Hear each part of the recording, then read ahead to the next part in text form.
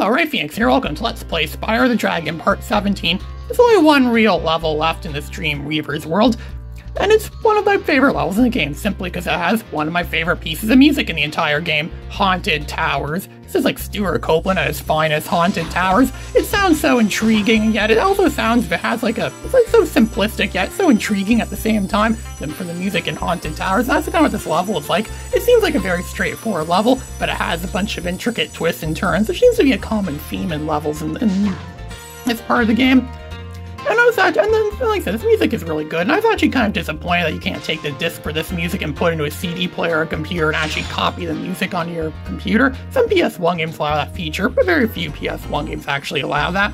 And I was surprised that the original Rayman allows for that, actually, because, I mean, Rayman has a really good soundtrack. Apparently it won awards for its soundtrack, because it's really just that good. It's just that top tier of the soundtrack of Rayman. It even has so many claims and things in the packaging. Of course, Spyro didn't have as many claims in its packaging. That's probably because I think I got this, the copy that I got of the original Spyro. It was not a greatest hits copy. It's probably one of the original released copies of the game, the black labeled copies, which apparently are more valuable than the green labeled copies, which come out at least a year or so later, and because it would make greatest hits, it sold a lot. Well, I'm pretty sure there is a greatest hits version of this game. This game definitely would have made greatest hits. I think all the Spyro games in the PS1 were bestsellers, which is why Spyro was really popular. Spyro is probably one of the biggest, most popular franchises on the PS1. Well, obviously not as much as Crash Bandicoot. People seem to like Crash Bandicoot a lot more, but Spyro definitely was up there. And this game makes me think of the times where I'd be playing this game, where I'd be writing the first Jason and Mason story, and going for all the feuds I go for on my school bus a lot, where kids would gang beat me a lot of the time, but I would defeat them in triumphant victory, which is considered one of my greatest moments. And this Spyro game was obviously part of that period in history. But one of the more interesting times I played this game, I remember playing this game when everyone thought the world was gonna end. I remember coming home from school on December 21st, 2012, and it was just 9 days after the day of 12s, and then I would come and play this game. And people were all concerned. They were all taking all their life savings and gathering around on tropical beaches all over the world thinking, this is how I want the world to end. Because it's 2012 and everyone thought the world would end on that day, and they were all disappointed to find out it didn't end. Some people theorized that maybe the world actually did end on December 21st, 2012, and everything that's happened since then has just been the world getting worse and worse, and it's all in our minds as well too. Like some sort of psychological prison thing is what we're all been sent into. And it all happened in 2012. 2012 is a year I really liked. It's one of my favorite years ever. It's also my favorite year in the last decade, the 2010s. And yet, a lot of people don't seem to agree with me that it is the greatest year ever. People actually seem to remember it as being a bad year. Some people think it's like a swear word. I wonder what was so bad about 2012 that people hated it so much. Did it have anything to do with the fact that Obama won the election that year? Did it have anything to do with the fact that the first Avengers movie came out that year? I don't know why people would hate 2012 so much. I mean, it's a personal matter or some sort of personal thing. I mean, some people, I often find that my liking for years often parallels how people actually liked years. Like, another year I really liked was 2001, but of course everyone seems to hate the year 2001 because of obvious reasons. So I get why people don't like the year, and yeah, everyone seems to like 2005, and I hate the year 2005. Some of the worst years I've ever lived through. It's actually worse than 2020. I recently found out that it actually was a much worse year in 2020. At least in 2020, I had modern technology at my fingertips, where I constantly go online, which is something I did a lot before then, and to this day, I still constantly get all my information, everything I want, from the internet. I pretty much live on the internet. It's what allows me to do what I'm doing right now. It allows me to do everything, and I had that in 2020, so I guess that's part of the reason why 2020 is, not the worst year ever, despite what a lot of people have said. Some people actually really liked it because it gave them time off so they could watch some things they've been wanting to catch up on for a long time. It allowed me to catch up on a lot of books I've been wanting to read for a long time too. I started reading a lot of books on archive.org. I still read a lot of books on archive.org now. It's probably more than I do for my local physical library. Archive.org has kind of replaced my local physical library. I already talked about how awesome archive.org is. I still really like the year 2012. Like I said, I think it was like very good. And I didn't get this game in 2012. I got Spyro free in 2012, which is one of the reasons why I like 2012 so much. But this game is the reason why I like 2011 a lot too. 2011 is really good because I made my major triumph over those evil kids on the school bus, and I wrote the first Jason and Mason story, which it's actually one of the few old Jason and Mason stories I still consider to be canon to the current Jason and Mason timeline, where it's nowadays branded as being a simple prequel of Jason and Mason being kids and having to go against Dr. Gruzzard. It was some weird name I can't put on the spot. The whole story is just something I came up with right there on the spot. something I pretty much never do anymore. Come up with things right on the spot and go with them. It's almost like improv almost. Well, not exactly improv, but you know what I mean. So it's just like what improv is, writing stuff and coming up with stuff right there on the spot. Imagine they had a whole movie based on improv, where they wrote it all and acted it all out, just based on improv, an improv movie, a whole movie based entirely on improvising and improv. They should actually do it. I wonder what kind of results we would get. They could probably make several movies like that. It might, and it would save money on getting a script writer and save money on additional writing stuff. They definitely could produce a lot of these movies over a quick amount of time. They don't have to be big budget movies. And sometimes those actually tend to be the funnier movies. Like I remember Can of Nothing Star Wars. I used to watch that a lot. I'm pretty sure they improvised a lot. I mean, sure, followed the stories of the Star Wars movies, but I still think they improvised a lot of stuff that happened in those movies, and that's part of the reason why I liked them so much. It was funny, it was entertaining, something my former friend would never understand. He has no concept of comedy at all, which is part of why we broke. Well, that's actually not why, but he doesn't understand anything anymore.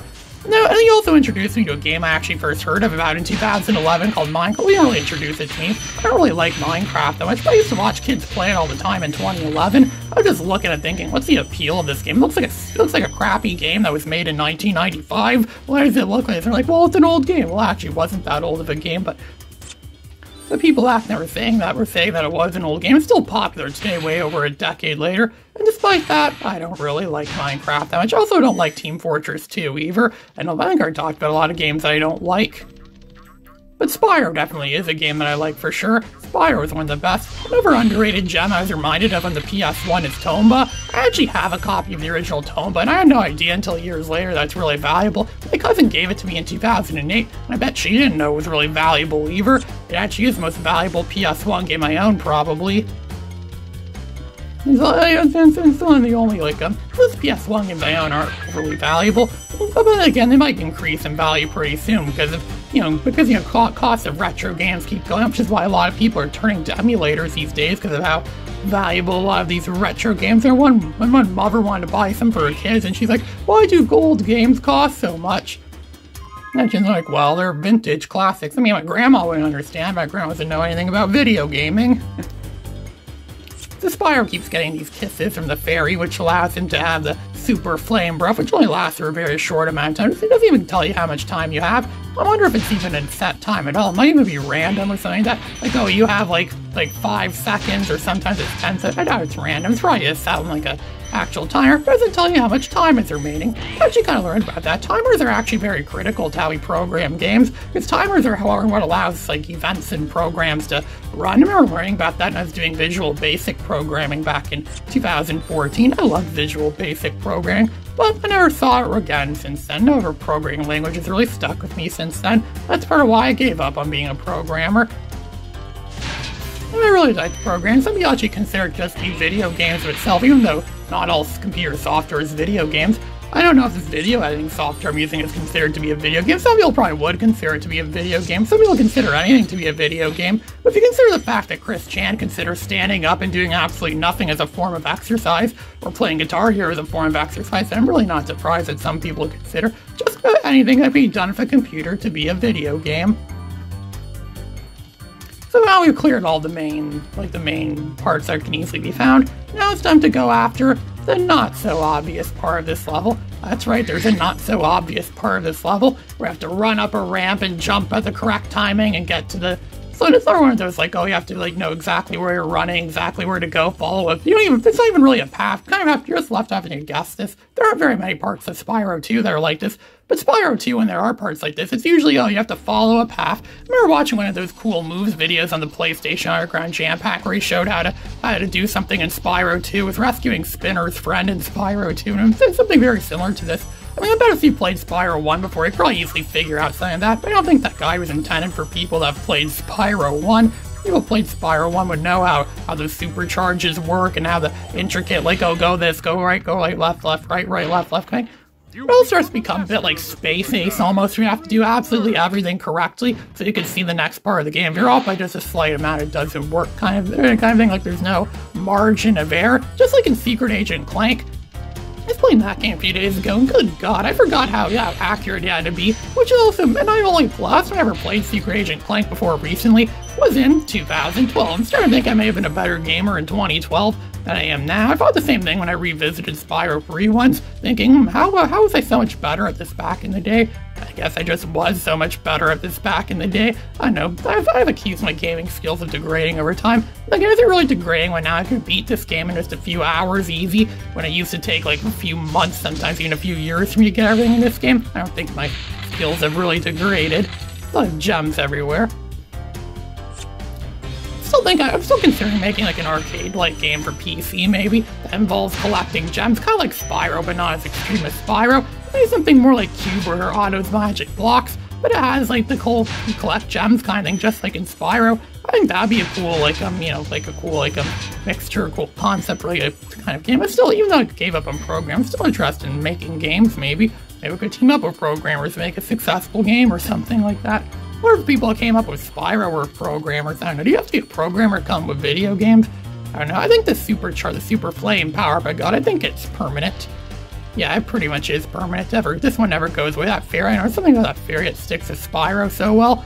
There's still a few more gems left in this level. There's that crate, that indestructible, mostly indestructible, unless we get the Super Flame, as you can see here, and collect all its gems. And I think that's just about all the gems, all the bits of treasure in this game. I sometimes wonder what will become of all the treasure. I mean, Spyro was collecting it for the Dragon World so we could, because it was stolen from them by Nasty Nork.